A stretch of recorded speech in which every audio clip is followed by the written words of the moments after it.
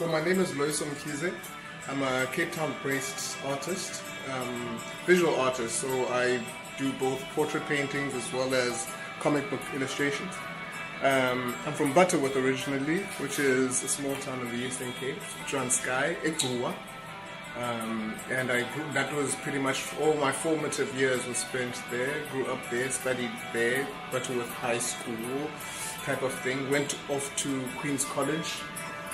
And I've always been into comic books. I've always been into art, particularly the visual art. So when I was growing up, my dad was either buying me comic books or history books on the history of art. The Michelangelos, the Davids.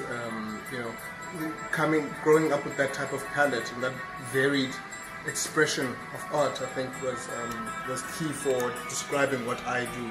And I think this is now like a nice coming full circle type of feeling where I'm combining and colliding the two disciplines into one, so that they're like one voice that represents me fully.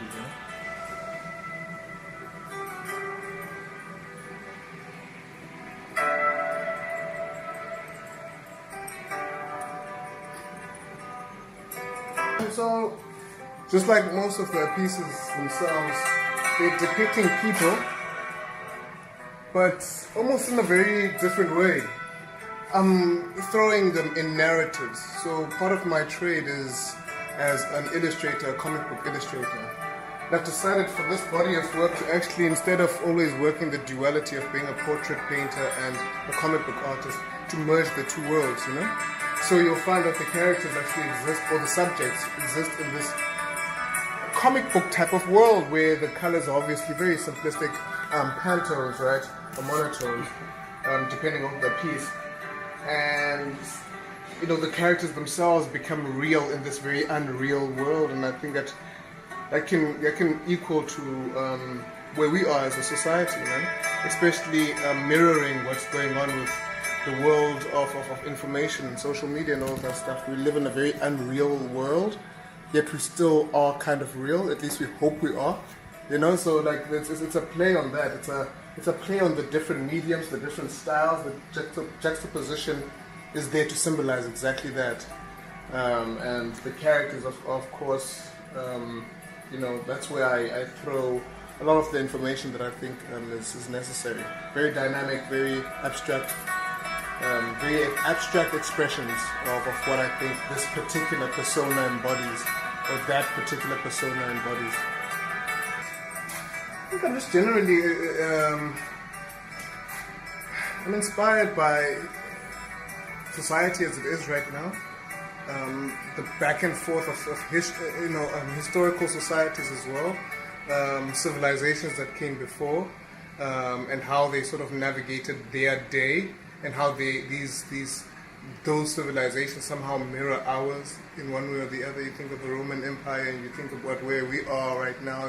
There's so many parallels with how we've existed as human beings. So I like to draw parallels to that, and also like sort of create a futuristic feel about my pieces as well. I think that there's a nice balance between considering where you come from but designing where you're going. So the characters do have a very futuristic and very daring and a huge presence about them, which is what I like. But it's informed by what I've learned. It's informed by the society that I live in fact, and the history of the society that I live in, the city that I live in, the people that I meet on the road. Those stories are... I'm trying to create superheroic fantasies and tales from that. Trying to take people from the everyday life and extrapolate what makes them special, what makes them different, what makes their stories important. Because we are ultimately, we're a result of the stories we tell, or we tell ourselves to each other about ourselves. So like, when you understand the importance and the potency in that, storytelling becomes it takes on a very different role. It becomes very important what type of stories we're telling about ourselves,